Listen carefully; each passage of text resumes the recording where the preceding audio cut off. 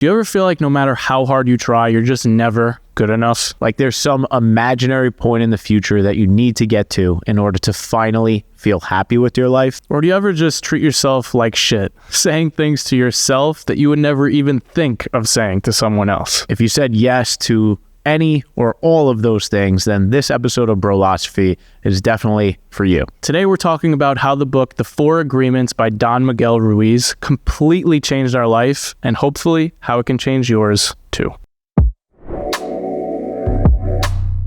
I say the most ridiculous shit to myself in the mirror. Like, I am literally self-abusive.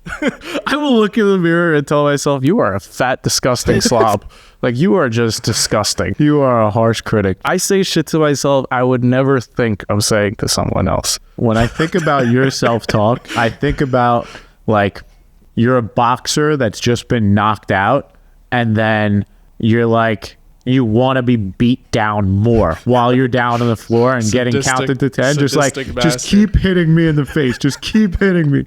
Keep doing it. Yeah. Well, thank God we found this book right here, The 4 Agreements, because it changed our life. It really helped me, and it helped us to very simply have this practical guide, this 1-2 punch, speaking of boxing, to start loving myself, to really start practicing it every day and get a lot better at it. So now I can proudly say I no longer look at myself in the mirror and say, you are a fat, disgusting slob. Well, that's not true. Sometimes you still do. You know. But I've got, it's a lot more rare. It's a lot more rare thanks to this book right here. The 4 Agreements. Talk to me about the first agreement. What has changed from the first time you read this book to now? So the first agreement is be impeccable with your word. And when I read the book the first time, I thought that what the author really meant, or what I took away from that, was like, always be honest. Don't spread lies. Use your word to tell the truth to yourself and other people. And it's kind of what it's about. But after rereading it, the word impeccable is actually derived from Latin, and it really translates to without sin. So when the author says be impeccable with your word, he's saying use your word to be without sin. And then he goes on to say, he has a definition for sin that I never heard before, but it makes a lot of sense, and I thought it was really interesting. Do you remember what he said? No, what was it? He said that sin is any act that goes against yourself. So when you traditionally think of sin, you think of murder, you think of adultery, right? You think of those classic sins, and you think of going against someone else. But his argument is a sin is actually going against yourself, because when you go against yourself, you are doing the biggest disservice to God. It is the greatest sin that you can commit. Because if you can get yourself right, if you can love yourself, you don't even have to think about doing harm to someone else, because you're good within, meaning you will treat others better too. So this first agreement, be impeccable with your word, can actually just be translated to be kind to yourself. That's kind of the translation that I take from it, is be kind to yourself, speak kindly to yourself. What is the cause of your bad self-talk, in your opinion?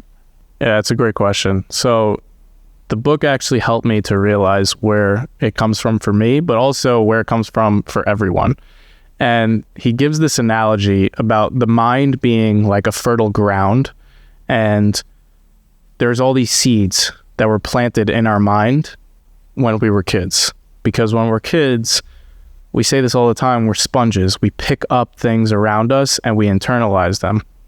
And basically all of those seeds that are being planted in our mind are people's words. So we trust these authority figures at this young age, our parents, our teachers, our older siblings, our coaches, our mentors, our priests. There are all these people that have authority, and their words at that young age are so powerful, right? So he tells this great story that really resonated with me. He tells this story of this mother who is a great mom, right? She's very happy all the time. She takes great care of her kids, and she's just an overall happy, loving mother. But one day she had a really, really rough day, and she was super stressed, and she had this crazy headache, and she comes home, and her daughter is like all excited that she's home, and she's making like all these noises, and then she starts singing. The daughter starts singing, and she's singing louder and louder and louder. And the mom is just ignoring her because she's like in her own world, super stressed, just trying to like unwind after this really long, hard day. And finally, the mom can't take it anymore. And she says, "Shut up. Would you just stop singing? Shut up. Your singing sucks," to this poor little girl. And it was so out of character for the mom to do something like that. But she was stressed, which happens to all of us, right? We do shit when we're stressed and we are not good that we regret. So what happens to that little girl? Those words being heard from her mom, who she trusted so much that she can't sing, that she sucks at singing, were internalized for the rest of her life. She became this very shy person. She never sang ever again. And so her light was dimmed because of this word that was planted, the seed that was planted in her mind that eventually just kept growing and growing and growing.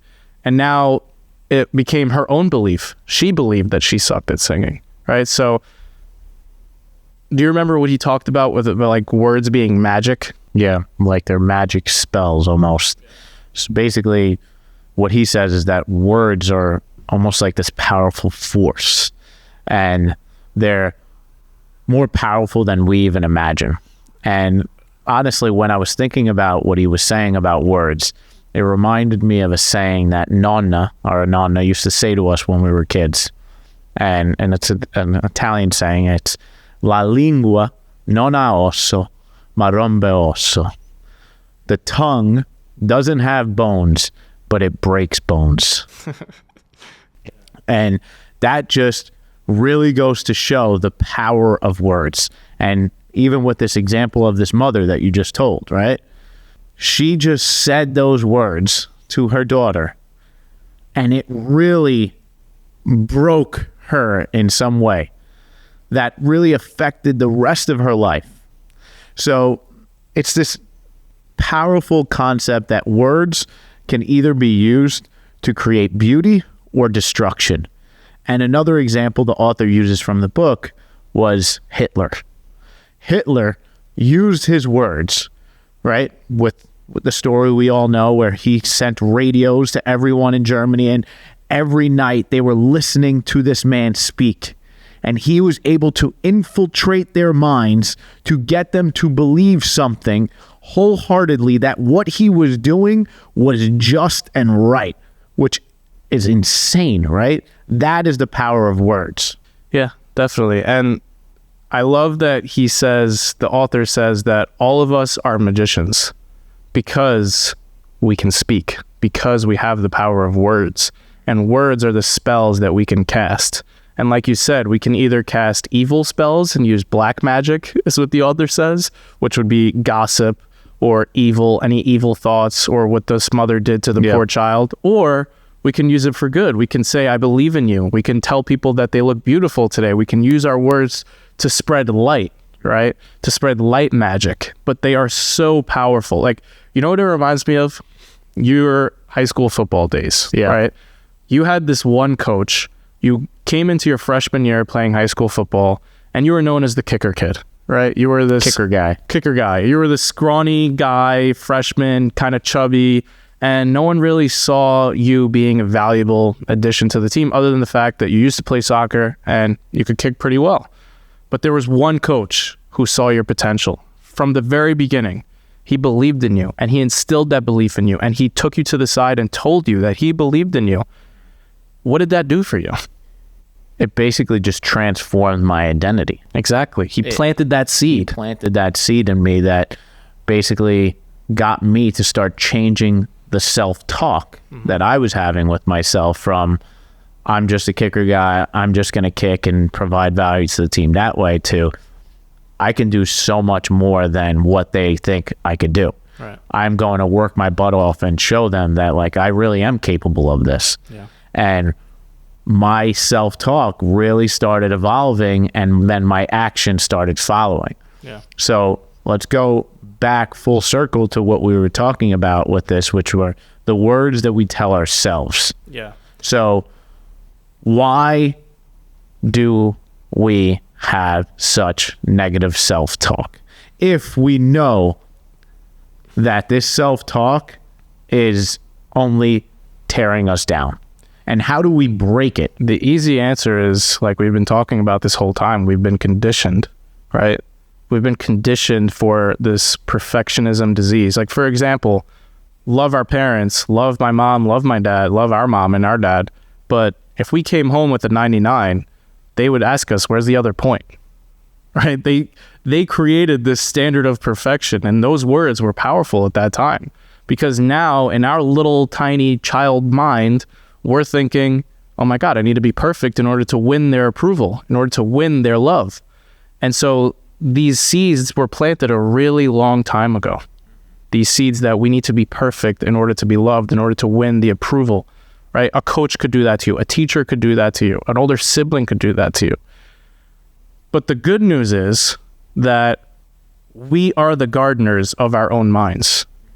We're adults now, right? So we're not these little innocent children that just take whatever seeds are being planted in our minds. We can plant new seeds. We can speak kindly to ourselves proactively. We can fill our minds with beautiful seeds that grow into a more beautiful mind. So is a part of that kind of what you fill your mind with? I think that's definitely a part of it, yeah. So is it like the example of the people that go home every night, turn on the news, and the first 30 minutes of the news are all about death, disaster, and destruction. So then they start thinking basically the world is shit. Or there's people that, I don't know, read a spiritual book in the morning or go to church or whatever it is they do to fill their mind with positivity. Yeah. And then they're more likely to start thinking positively because they're planting these seeds of wisdom and goodness. I think that's definitely a part of it, but the real way this book changed my life was not necessarily filling it up with other people's thoughts, but actually speaking to myself in my mind. Like, I started speaking to myself because I didn't realize until I read this book how terribly I speak to myself on a daily basis, because it's so unconscious. Like, we go through our days, I'll sit down at my desk, I'm trying to do something and I'm really struggling, and there's chatter going on that I never realized before saying, you suck. Why can't you figure this out? This guy figured it out. He's got 1 million YouTube subscribers. Why don't you have 1 million YouTube subscribers? Like, there's a judge in my head that is treating me like I am a horrible, shitty person and I need to be better or else. And then do you feel like when you're having that shitty self-talk with yourself that it then directly goes out to everyone that is encountering you the rest of that day? I will let you answer that question. You're the one who gets the brunt of it. You know what? After all these years of working with you, at first, one of the other agreements actually is don't take things personally. And in the past, when you were being a dick to me, I would always take it personally. Like, why the hell is this kid being a dick to me right now? Like, I didn't do anything. But as I've gotten to work with you more and more, I started to see a pattern and realize, okay, if he's being a dick to me right now, it's probably because he's being a dick to himself and there's something unresolved inside of him. And rather than just yelling at him for being a dick to me, I'm going to get curious and ask him some questions to find out what he's mad about in himself. It's the same thing with the mother and the daughter. Like, the mother didn't actually mean what she said when she told the girl, you suck at singing. She didn't mean that. It was just she was dealing with a really stressful, hard day. She had a battleground in her mind, and the weapons of that battleground just came out naturally. Yeah. So that's definitely what happens. And that's why this was so life-changing for me, was because if you get the self-talk right, like if you love yourself and you talk to yourself kindly, you show up so much better. You show up so much kinder, so much happier. Everyone wants to be around you because you're just this guy who's like full of love for yourself. And I used to get so scared. I really did. I used to get so scared to be the guy who loves myself because as a kid, I like always played sports and I was kind of stereotyped as this jock. And a lot of people would call me cocky. And it was a lot of false confidence. Like, I would give off this fake bravado.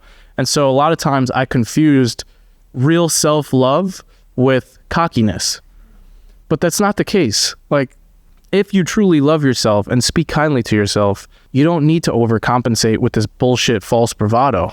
You can actually just not brag at all and just be you because you feel totally comfortable in your own skin. I firmly believe that when you love yourself, life starts loving you back. I really believe that.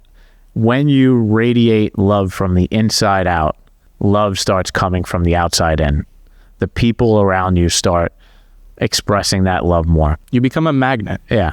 It starts from the inside out. 100%.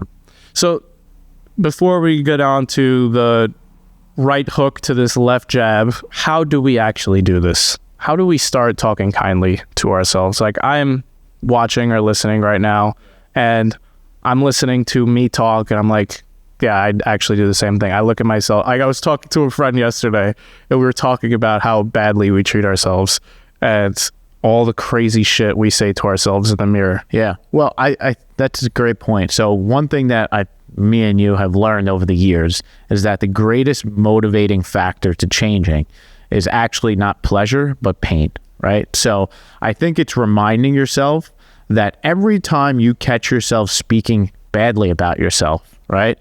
Acknowledge the pain that you are implementing in your life, right? So every time you do that, you're really hurting yourself. You are destroying your life. You are hurting the people around you. And with that reminder, when you catch yourself, just say, okay, I don't want to make my life worse. I don't want to make the life of the people around me worse. Maybe I should change the way I'm talking to myself right now. And I think using that pain as a motivator to then say, okay, how can I change this around? And what would you say to that? I would say what really helped me was similar to what you're saying about like pain being the motivator. You need to make it like a really high priority. Like, it needs to be top of mind. You need to make a really strong commitment that you want to speak more kindly to yourself. And it has to become like a habit that you're doing multiple times a day. Like, start your day saying something kind to yourself. Yeah. Every time you come out of the shower, you look at yourself in the mirror, say something kind to yourself. It doesn't have to be out loud. Yeah. It could all be in your head. You don't have to go around looking like a lunatic saying, oh my God, I look so good today. No. Out loud. It's all happening inside. No, but you do have to love yourself like your life depends on it. And I think the one thing I've realized is that self-love is a practice. It's not something that happens overnight. It is a practice. You don't go to the gym one time, do bench press, and then your chest is jacked forever, right? No, you have to continuously, week after week, keep going to the gym and keep doing that exercise, keep putting on more and more weight and gain that strength. It's the same with self-love. You need to continuously be talking to yourself over a period of time to really infuse that into your identity. It's not a one and done magic pill type thing. Exactly. If you go back to your mind is a garden example, you have all these bad seeds in there, and every time you talk kindly to yourself, you're planting a new seed, and then you're planting a new seed, and planting a new seed. And you're filling up this garden with more and more beautiful things, but you have to water it continuously. You have to water those seeds that you're planting so that they can keep growing until your garden is so beautiful that all those bad seeds are completely gone. Like, you can't even see them anymore. They're not even there anymore. They don't have any power anymore because the garden is so beautiful because you've done it so consistent. That's a really powerful analogy to think of your mind as a garden and the words that are spoken as the seeds. That's really powerful. So, and the repetition as the water. As the repetition as the water. That's really great. And taking care of it. So now let's transition this from, okay, we have the one. We need to start speaking more kindly to ourselves. We need to use our words more intentionally to live a better life and to love ourselves. And now you talked about the right hook being the fourth agreement, which is always do your best. How does that correspond with this first agreement, in your opinion? It forces you to not be a bullshit artist. So I imagine a person who is severely overweight, in a job that they absolutely hate, addicted to porn, addicted to television, just not living a good life, but they could still speak kindly to themselves, right? And they could probably be happy because they're feeding themselves these ideas like, you're great. Like, this is great. You're happy. This is great. But they're not great. Like, who the hell wants to be the lazy couch potato that is happy? Nobody. if you always do your best and you're taking this action and you're talking kindly to yourself, that to me is the 1-2 punch. Because as a perfectionist, right, the thing that you're most scared of and the reason why you beat yourself up, you whip yourself when you want to motivate yourself is because you think that you're like a horse in a race that you need to whip yourself in order to make them go faster. You think that if you stop doing that, you will lose your drive. You think that if you start talking kindly to yourself, like, oh, you're good, like, I love you, if you have these positive, loving conversations with yourself, then you're going to kind of settle off and not be so driven. Yeah. But that's actually completely false. You know what? And I will be the first to tell you that it is completely false because I've lived it myself. I think, at least from what I'm hearing right now, it seems like it's changing the lens that you look at your progress through, from one of measuring it against what other people think and want for you, and using your own self as the guidepost. So being better than you were yesterday and continuously getting better, than comparing yourself to where you are compared to other people around you. And that's why you feel like you need to whip yourself, because you're in a horse race and you're looking at the horse next to you and that horse is in front of you. Where what you're saying, I think, is that we need to just be in our own lane. We need to play a single player game and we need to just keep getting better than the last time we died. Yep. And on top of that, the beautiful thing about this agreement that really hit me hard was if you always do your best, always, and your best is going to look different from day to day, which is what I also love that he pointed out in this book. Your best is going to look different if you're on 4 hours of sleep or 7 hours of sleep.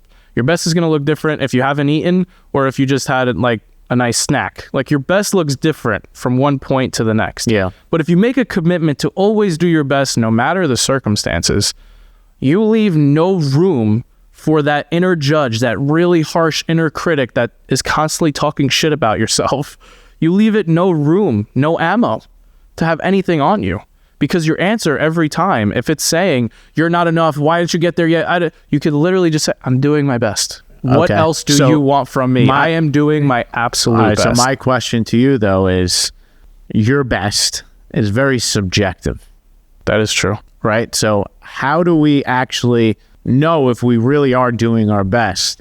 Because it is very subjective. Like, I can lie to myself. I can just say, all right, you did your best today, Nick. You did your best. I can speak for myself. I know when I am lying to myself most of the time. And the way I know is I actually, in my solar plexus, in this feeling right below my chest, it starts tightening when I am lying to myself, because it's my gut and my soul telling me, you're a fucking liar and you're trying to lie to yourself right now about what's really going on here. So I know, and I think everybody knows deep down when they look at themselves in the mirror, if they truly did try their best or if they cut a little bit of a corner here and there.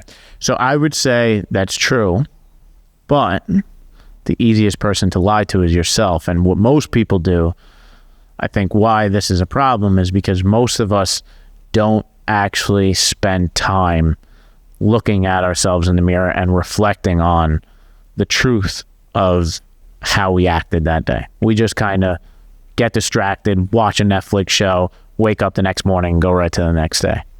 So I think my answer to this question is, every night, if you actually do look yourself in the mirror, like you were saying, and you ask yourself, did I do my best today? You will be able to accurately tell yourself, yeah, I really gave it my all. I was challenged today, but I kept fighting through it and I did my best. Or, you know what? When I was doing that stuff today, I got distracted and I went on a YouTube rabbit hole for like 10 minutes and that definitely wasn't my best work. And tomorrow I need to get better at that.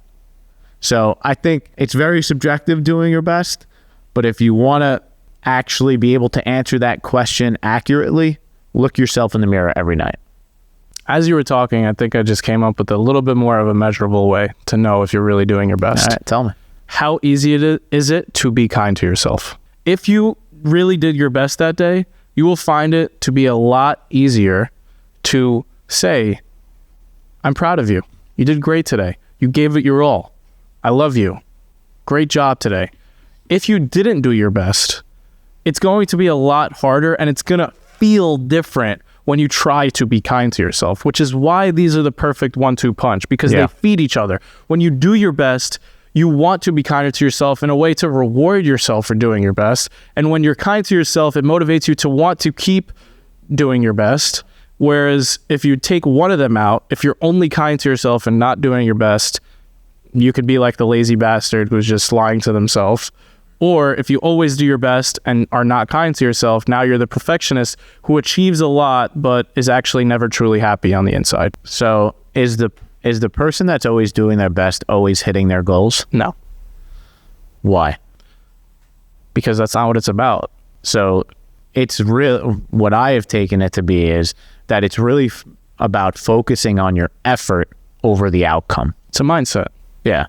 And it's, am I putting my best effort forward to try to attain that goal?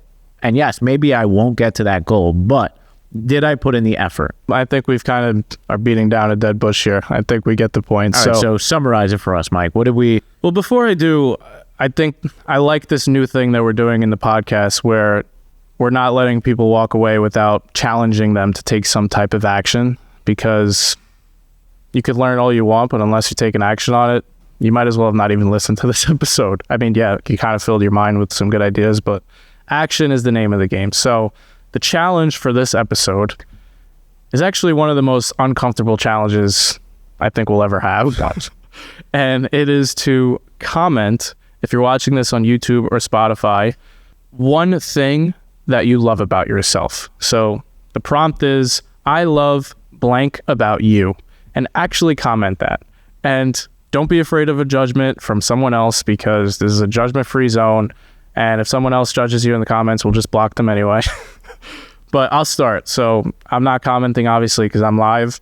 I love how hardworking I am. I love that I have this relentless drive to always be better. What do you love about yourself? I love how much I truly care about people and bringing out the best in them. Yeah, so I know this might feel really, really uncomfortable, especially if you're a dude, because we are not expected to be touchy-feely, not expected to talk about things like being kind to ourselves. And you know what? It's super important. I'll end with this too. So I can see a lot of people being like critical of this, like, this is all woo-woo, it's like what you say doesn't really matter, blah, blah, blah, right? And questioning it. My rebuttal to that, like, if you're really a person of logic, right, and this is too woo-woo for you, it's like, ask yourself this question: has what you've been doing working?